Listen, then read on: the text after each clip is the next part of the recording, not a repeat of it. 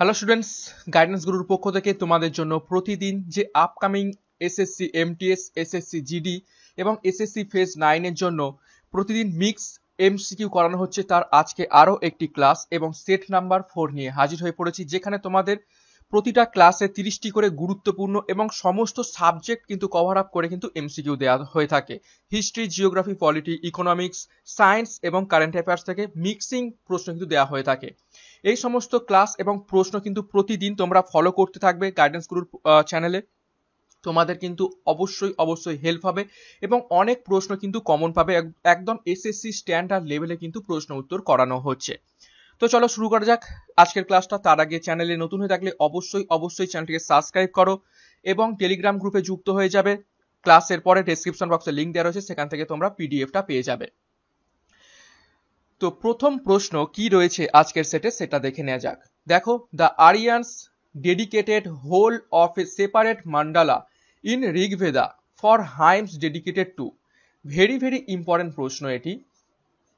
আরো একবার ভালো করে দেখো, এটা ইতিহাসের মধ্য থেকে প্রশ্নটি কি বলছে। The Aryans dedicated whole of a separate mandala in Rigveda for the hymns dedicate to. অর্থাৎ আর্যরা ঋগ্বেদে একটা আলাদা করে মণ্ডল, শুধু আলাদাভাবে মণ্ডল তৈরি করেছে শুধুমাত্র পার্টিকুলার একটা দেবতাকে উদ্দেশ্য করে। তো সেই কোন দেবতা যাকে উদ্দেশ্য করে আর্যরা ঋগ্বেদের আন্ডারে একটা আলাদা মণ্ডল গঠিত করেছে এবং সেই দেবতার উদ্দেশ্যেই কিন্তু সেখানে সমস্ত হাইমস বা মন্ত্র লেখা রয়েছে। প্রত্যেকে কমেন্ট বক্সে কমেন্ট করবে এই সমস্ত প্রশ্নের উত্তর কি হবে, এবং এই সমস্ত প্রশ্ন কিন্তু এসএসসির জন্য খুবই গুরুত্বপূর্ণ। একদম স্ট্যান্ডার্ড লেভেলের প্রশ্ন। প্রশ্ন নাম্বার 1 এর সঠিক উত্তর হয়ে যাবে অপশন ডি। তোমরা কিন্তু উত্তরগুলো মিলিয়ে নেবে তোমাদের সাথে। সোমা বা সোম দেবতা, সোম দেবতারকে উদ্দেশ্য করে ঋগ্বেদে একদম আলাদা একটা মণ্ডল বানানো হয়েছে, যেখানে শুধুমাত্র সোমদেবের মন্ত্রগুলো রয়েছে। এবং এটা কোন মণ্ডল? এটা হচ্ছে নাইন্থ মন্ডালা এবং এখানে রয়েছে 114টি হাইমস। ওকে, নেক্সট প্রশ্ন নাম্বার 2 দেখব। Who is the only woman historian to have written a historical account of Mughal period? খুবই গুরুত্বপূর্ণ প্রশ্ন। কি বলছি যে who is the only woman historian, অর্থাৎ কোন ঐতিহাসিক মহিলা, একমাত্র কোন ঐতিহাসিক মহিলা যিনি মুঘল পিরিয়ডের সম্বন্ধে বই লিখেছেন। Who is the only women historian to have written a historical account of Mughal period? প্রত্যেকে কমেন্ট বক্সে কমেন্ট করো কোনটা সঠিক উত্তর হবে। তো প্রশ্ন নাম্বার 2 এর সঠিক উত্তর হয়ে যাবে অপশন সি, গুলবদন বেগম। গুলবদন বেগম একমাত্র মহিলা যিনি মুঘল পিরিয়ডের ব্যাপারে লিখেছেন। দেখো, গুলবদন বেগম আসলে কে? গুলবদন বেগম হলেন ডটার অফ বাবুরের ডটার, অর্থাৎ সিস্টার অফ হুমায়ুন। ওকে, এবং তিনি কি বই লিখেছিলেন? তিনি বই লিখেছিলেন হুমায়ুন নামা। ওকে, নেক্সট প্রশ্ন নাম্বার 3 দেখব। Who was the architect of designed Taj Mahal? Who was the architect who designed Taj Mahal, অর্থাৎ তাজমহলের যে আর্কিটেক্ট ছিলেন তিনি কে? খুবই গুরুত্বপূর্ণ প্রশ্ন, ভিভিআই প্রশ্ন বলতে পারো, বহুবার পরীক্ষা এসেছে। অর্থাৎ তাজমহলের নকশা কে বানিয়েছিলেন? প্রত্যেকে কমেন্ট বক্সে কমেন্ট করার চেষ্টা করবে কোনটা সঠিক উত্তর হবে। তো প্রশ্ন নাম্বার 3 এর সঠিক উত্তর হয়ে যাবে অপশন বি, উস্তাদ আহমেদ লাহোরী তাজমহল এটির নকশা করেছিলেন। এবং তাজমহলটি গঠিত হয়েছিল, তোমাদের বলে রাখি, 1632 সাল থেকে শুরু হয়েছিল এবং শেষ হয়েছিল 1648 সালে। ওকে, নেক্সট প্রশ্ন number 4, the silver coin tanka was introduced by, অর্থাৎ রৌপ্য মুদ্র টঙ্কা কোন শাসক ইন্ট্রোডিউস করেছিলেন বা চালু করেছিলেন? ভিভিআই প্রশ্ন এটিও। The silver coin tanka was introduced by, অর্থাৎ রৌপ্য মুদ্রা টঙ্কা কার দ্বারা চালু করা হয়েছিল? প্রত্যেকে কমেন্ট বক্সে কমেন্ট করো। খুবই গুরুত্বপূর্ণ প্রশ্ন। তো প্রশ্ন নাম্বার 4 এর সঠিক উত্তর হয়ে যাবে অপশন বি, ইলতুৎমিশ। সুলতান ইলতুৎমিশ এই টঙ্কাটা চালু করেছিলেন, যেটা সিলভার মুদ্রা, এবং সাথে আরো একটি গুরুত্বপূর্ণ মুদ্রা যেটা হলো কপার বা তাম্র মুদ্রা। তার নাম কি ছিল? তার নাম ছিল জিতল। ওকে, এবং এখানে বলে রাখি ওয়ান টঙ্কা সমান 48 জিতল, অর্থাৎ 48টা তামার মুদ্রা সমান একটা রৌপ্য মুদ্রা হতো। ওকে, নেক্সট প্রশ্ন number 5, who is known as the slave of slave? Very very important প্রশ্ন এটা, ইতিহাসের মধ্য থেকে, সুলতান বংশ থেকে প্রশ্ন। Who is known as slave of slave, অর্থাৎ কে পরিচিত ছিল দাসের দাস নামে? তো প্রশ্ন নাম্বার 5 এর সঠিক উত্তর হয়ে যাবে option C, Iltutmish. Iltutmish slave of slave নামে পরিচিত ছিল। কেন এই নামটা দেয়া হয়েছে? দেখো, যখন ভারতবর্ষ আক্রমণ করছে মোহাম্মদ ঘুরি, তো তার দাস ছিল কুতুবউদ্দিন আইবক। ঠিক আছে, কুতুবউদ্দিন আইবক। আবার কুতুবউদ্দিন আইবকের দাস ছিল ইলতুৎমিশ। তো হয়ে গেল না, দাসের দাস। তো এই কারণে ইলতুৎমিশকে স্লেভ অফ স্লেভ বলা হয়।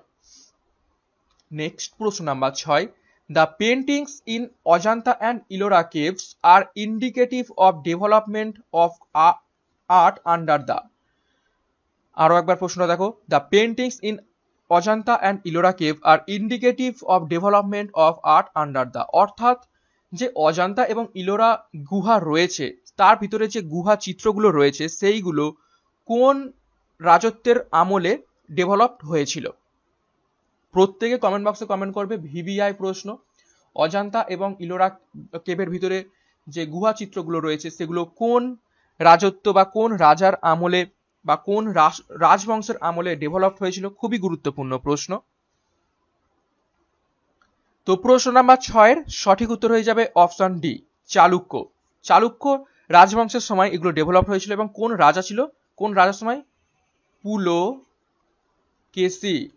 পুলকেশী টু, দ্বিতীয় পুলকেশীর আমলে এগুলো হয়েছিল। এবং এখানে বলে রাখি একটা গুরুত্বপূর্ণ তথ্য, অজান্তা কেভে আঁকা রয়েছে যেগুলো, সেগুলো হলো হিন্দুইজম প্লাস বুদ্ধিজম, অর্থাৎ এখানে হিন্দুইজম এবং বুদ্ধিজমের ছবিগুলো আঁকা রয়েছে। কিন্তু ইলোরাতে আঁকা রয়েছে Hinduism plus Buddhism plus Jainism, অর্থাৎ এখানে কিন্তু তিনটে ধর্মের সমন্বয় আমরা দেখতে পাই গুহাচিত্রের মধ্যে। নেক্সট প্রশ্ন নাম্বার 7 দেখব, who was the governor general during the second Anglo Mysore war? অর্থাৎ দ্বিতীয় অ্যাংলো মাইসর যুদ্ধের সময় কে গভর্নর জেনারেল ছিলেন? তো প্রশ্ন নাম্বার 7 এর সঠিক উত্তর হয়ে যাবে option D, Warren Hasting. Warren Hasting ছিলেন দ্বিতীয় অ্যাংলো মাইসর যুদ্ধের সময় গভর্নর জেনারেল। ঠিক আছে, এই সময় কে মারা যাচ্ছেন? মারা যাচ্ছেন ডায়েড হায়দার আলী মারা যান। এবং second Anglo Mysore war ended, যুদ্ধটা সমাপ্ত হচ্ছে কিসের মাধ্যমে? Treaty of Mangalore. ম্যাঙ্গালোরের ট্রিটির মাধ্যমে বা ম্যাঙ্গালোরের সন্ধির মাধ্যমে এই যুদ্ধটা সমাপ্তি হচ্ছে। নেক্সট প্রশ্ন নাম্বার 8 দেখব, who was the chairman of union power committee of the constitution assembly? অর্থাৎ কনস্টিটিউশন অ্যাসেম্বলির কে ছিলেন পাওয়ার কমিটির চেয়ারম্যান? প্রত্যেকে কমেন্ট বক্সে কমেন্ট করো। সংবিধানের একটি প্রশ্ন, আমরা প্রথমে ইতিহাস থেকে দেখলাম, এবার আমরা পলিটির মধ্যে ঢুকে পড়লাম। Who was the chairman of union powers committee of the constitution assembly? অর্থাৎ গণপরিষদের পাওয়ার কমিটির চেয়ারম্যান কে ছিলেন? তো সঠিক উত্তর হয়ে যাবে এটার option D, Pandit Jawaharlal Nehru. Next প্রশ্ন number 9, which article of constitution of India talks about the provisions for impeachment of President of India. VVI প্রশ্ন, বহুবার পরীক্ষায় এসেছে এই প্রশ্নটি। কি বলছে যে আমাদের সংবিধানের কত নম্বর ধারায় বলা রয়েছে যে আমাদের প্রেসিডেন্টকে অপসারণ পদ্ধতি, অর্থাৎ কত নম্বর ধারা অনুসারে আমরা প্রেসিডেন্টকে ইমপিচ বা অপসারণ করতে পারি। খুবই গুরুত্বপূর্ণ প্রশ্ন। তো প্রশ্ন নাম্বার 9 এর সঠিক উত্তর হয়ে যাবে অপশন ডি, আর্টিকেল 61। আর্টিকেল 61 এর মাধ্যমে আমরা আমাদের প্রেসিডেন্টকে অপসারণ করতে পারি তার পদ থেকে। তো দেখো আর্টিকেল 54 এটা হলো election of president, election of president. তারপর দেখো আর্টিকেল 51 লেখা রয়েছে, এটা হচ্ছে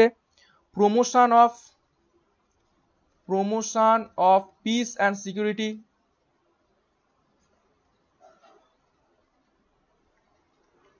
এটা রয়েছে ডিপিএসপির আন্ডারে, এটা হচ্ছে ডিপিএসপির আন্ডারে রয়েছে। এবং 63 হলো পোস্ট অফ ভাইস প্রেসিডেন্ট।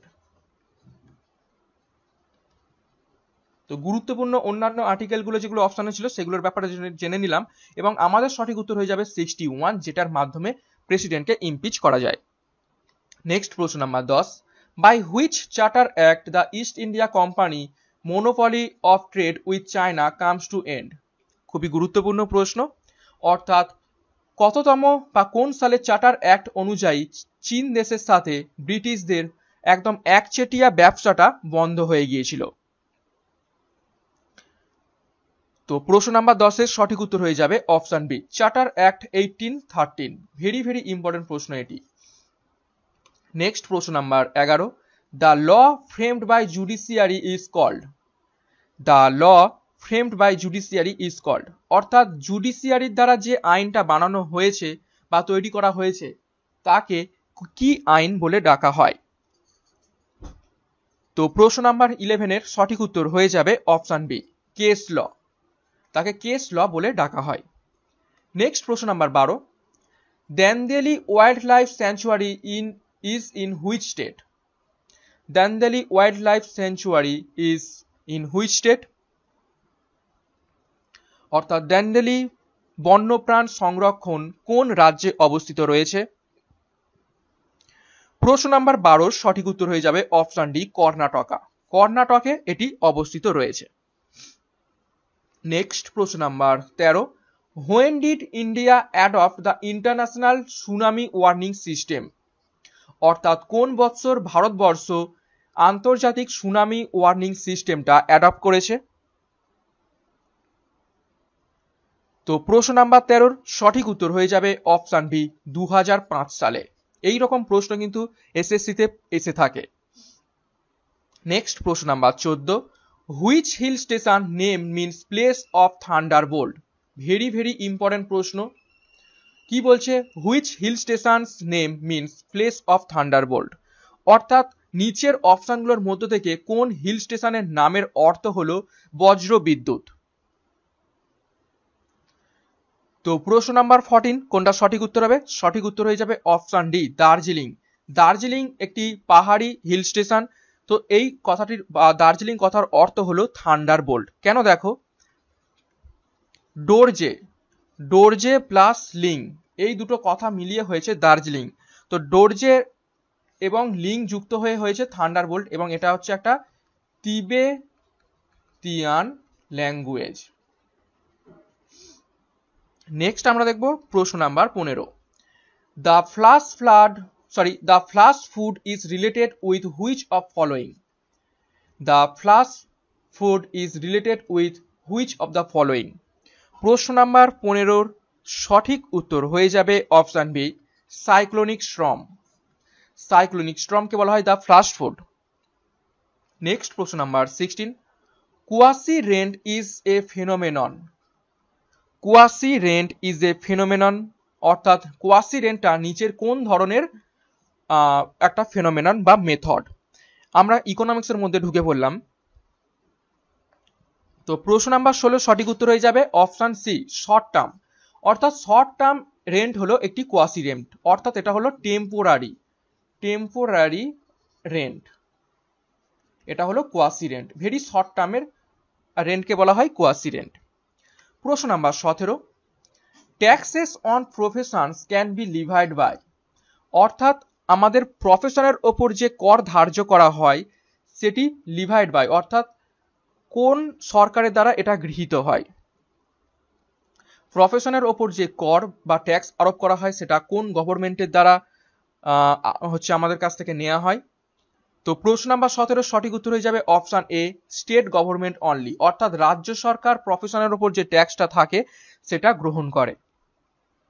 প্রশ্ন number 18, which 5-year plan duration was only 4 years, VVI প্রশ্ন, খুবই গুরুত্বপূর্ণ প্রশ্ন। অর্থাৎ কোন পঞ্চবার্ষিকী পরিকল্পনা 4 বছরের মেয়াদ ছিল, অর্থাৎ আমরা জানি পঞ্চবার্ষিকী পরিকল্পনা কথাটার মানেই হলো 5 বছর করে একটা বার্ষিক পরিকল্পনা। তো কোন পরিকল্পনা তার 5 বছর পূর্ণর আগেই সেটা বন্ধ হয়ে গিয়েছিল, অর্থাৎ তার ডিউরেশন ছিল অনলি 4 বছর। তো প্রশ্ন নাম্বার 18 সঠিক উত্তর হয়ে যাবে অপশন সি, 5th, অর্থাৎ পঞ্চম পঞ্চবার্ষিকী পরিকল্পনা তার মেয়াদকাল পূর্ণর আগেই কিন্তু বন্ধ হয়ে গিয়েছিল এবং এটার সময়কাল ছিল এবং এটা থেমে গিয়েছিল 1978 সালে। ওকে, 1978 সালে এটা থেমে গিয়েছিল। অর্থাৎ এটা শুরু হয়েছিল কবে থেকে, 1974 থেকে 1978, এই 4 বছর এটি চলেছিল। নেক্সট প্রশ্ন number 19, which of the following is the cleanest source of energy, আমরা সায়েন্সের মধ্যে ঢুকে পড়লাম। দেখো প্রশ্নটা কি বলছে আরো একবার, which of the following is the cleanest source of energy, অর্থাৎ নিচের কোনটি একদম ক্লিনেস্ট সোর্স অফ এনার্জি, শক্তির একদম পরিশ্রুত উৎস, অর্থাৎ কোন রকম আমাদের পরিবেশকে কিন্তু কোন রকম হার্ম করে না বা ক্ষতি করে না। তো সঠিক উত্তর হয়ে যাবে অপশন ডি, উইন্ড এনার্জি, অর্থাৎ বায়ু শক্তি আমাদের বাতাসকে কোন রকম ক্ষতি করে না, অর্থাৎ এইটাই সব থেকে একদম cleanest source of energy, no pollution energy এটাকে বলা হয়। নেক্সট প্রশ্ন number 20, if the orbit of a planet is an ellipse then what is the point at which the sun is located called, আরো একবার বলছি দেখো, if the orbit of a planet is an ellipse then what is the point at which the sun is located called, অর্থাৎ যদি কোনো গ্রহের যে কক্ষপথটা রয়েছে সেটা যদি ইলিপস হয় অর্থাৎ এরকম উপবৃত্তাকার হয়, তাহলে তার যে নক্ষত্র বা সূর্যটা যে পজিশনে থাকবে তাকে কি বলা হয়, সেই পয়েন্টটাকে কি বলা হয়, যে পয়েন্টে সূর্য থাকবে তাকে কি পয়েন্ট বলা হয়। তো প্রশ্ন নাম্বার 20 সঠিক উত্তর হবে অপশন ডি, ফোকাস। এবং সবসময় মনে রাখবে যে এই উপবৃত্তের দুটো ফোকাস থাকে, একটা এইখানে এবং একটা এইখানে, তো এই দুটোই হচ্ছে কি ফোকাস। এইখানেই কিন্তু সূর্য থাকতে পারে, এইখানে থাকতে পারে অথবা এইখানে থাকতে পারে। নেক্সট প্রশ্ন number 21, metal used for manufacturing of lightning conductor is, অর্থাৎ বজ্র নিবারক যন্ত্র প্রস্তুত করতে কোন ধাতু ব্যবহার করা হয়। Metal used for manufacturing of lightning conductor is, lightning conductor বানাতে কোন ধাতু ব্যবহার করা হয়। তো খুবই ইজি প্রশ্ন, বহুবার এসেছে, সঠিক উত্তর হয়ে যাবে অপশন সি, কপার, কপার বা তামা ইউজ করা হয়। প্রশ্ন number 22, cooking oil is converted into vegetable ঘি বাই দ্য প্রসেস অফ, এই প্রশ্নটাই আমরা গত ক্লাসে করেছিলাম যে ভেজিটেবল ঘি তৈরি হচ্ছে কুকিং অয়েল থেকে নিকেলের উপস্থিতিতে, এবং নিকেলটা সেই ঘিয়ের মধ্যে থেকে যায় যার ফলে আমাদের শরীর ক্ষতি করে, কিন্তু কোন পদ্ধতিতে কুকিং অয়েলটা এই ভেজিটেবল ঘিতে পরিণত হচ্ছে, আগের ক্লাসে কিন্তু প্রশ্নের মধ্যেই সেটা ছিল। তো প্রশ্ন নাম্বার 22 কোনটা সঠিক উত্তর হবে, সঠিক উত্তর হবে অপশন এ, হাইড্রোজিনেশন। এই প্রশ্নটি কিন্তু এসএসসির বিগত বছরের প্রশ্ন। হাইড্রোজিনেশন পদ্ধতির মাধ্যমে কুকিং অয়েল, নিকেল ক্যাটালিস্ট থাকবে এবং এখানে হবে কি হাইড্রোজিনেশন, এবং এর ফলে তৈরি হবে কি ঘি। নেক্সট প্রশ্ন number 23, percentage of the carbon in steel ranges from the, very very important প্রশ্ন, অর্থাৎ স্টিলের মধ্যে কত পার্সেন্ট থেকে কত পার্সেন্টেজ পর্যন্ত কার্বনের পার্সেন্টেজ ভ্যারি করে, খুবই গুরুত্বপূর্ণ। তো প্রশ্ন নাম্বার 23 এর সঠিক উত্তর হয়ে যাবে অপশন এ, 0.1 to 1.5% কার্বন স্টিলের মধ্যে থাকে। প্রশ্ন number 24, pyrolusite is an or or mineral of the, very important প্রশ্ন। অর্থাৎ পাইরোলুসাইট নিচের কোন মৌলের আকরিক? বহুবার পরীক্ষায় এসেছে এই প্রশ্নটি। নিচের কোন মৌলের আকরিক হলো পাইরোলুসাইট? তো সঠিক উত্তর হয়ে যাবে অপশন বি, ম্যাঙ্গানিজ। ম্যাঙ্গানিজের ওর বা আকরিক হলো পাইরোলুসাইট। বহুবার পরীক্ষায় এসেছে এই প্রশ্নটি। নেক্সট 25 আমরা দেখব কি বলছে প্রশ্নটা। Which of the following protects the body against infection, disease and foreign invaders? অর্থাৎ নিচের কোনটি আমাদের শরীরকে বিভিন্ন রোগ জীবাণুর হাত থেকে এবং বহির জীবাণুর হাত থেকে রক্ষা করে? খুবই গুরুত্বপূর্ণ প্রশ্ন। তো প্রশ্ন নাম্বার 25 এর সঠিক উত্তর হয়ে যাবে অপশন এ, লিউকোসাইটস। লিউকোসাইট আমাদের শরীরকে বিভিন্ন ইনফেকশন, রোগ জীবাণুর হাত থেকে রক্ষা করে এবং বহির ভাইরাস ব্যাকটেরিয়ার থেকেও কিন্তু অ্যাটাক থেকে রক্ষা করে। লিউকোসাইট অ্যাকচুয়ালি পাওয়া যায় WBC তে, হোয়াইট ব্লাড সেলের মধ্যে, এবং it helps to create antibody তৈরিতে সাহায্য করে। নেক্সট প্রশ্ন নাম্বার 26 আমরা দেখব। কিছু গুরুত্বপূর্ণ আমরা কারেন্ট অ্যাফেয়ার্স দেখে নেব। দেখো প্রশ্ন নাম্বার 26 কি বলছে। Abiy Ahmed has been appointed as Prime Minister of which country for the second term? অর্থাৎ অ্যাবি আহমেদ দ্বিতীয়বারের জন্য প্রধানমন্ত্রী হয়েছেন কোন দেশের? খুবই গুরুত্বপূর্ণ প্রশ্ন এটি, প্রত্যেকে কমেন্ট বক্সে কমেন্ট করবে। Abiy Ahmed has been appointed as Prime Minister of which country for second term?